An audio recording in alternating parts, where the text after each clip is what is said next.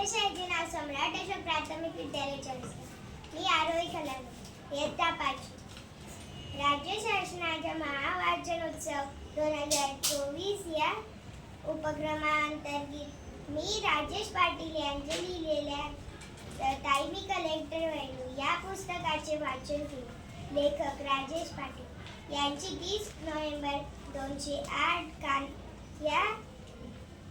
ला प्रकाशित झालेल्या या पुस्तकाने महाराष्ट्राच्या कानाकोपऱ्यात जाऊन समाजातील प्रत्येक स्पर्धा परीक्षा करणाऱ्या विद्यार्थ्यांना प्रेरणा दिली. ताई मी कलेक्टर व्हायलो या पुस्तकातून अशा प्रकारे गरीब मुलगी अभ्यास करते.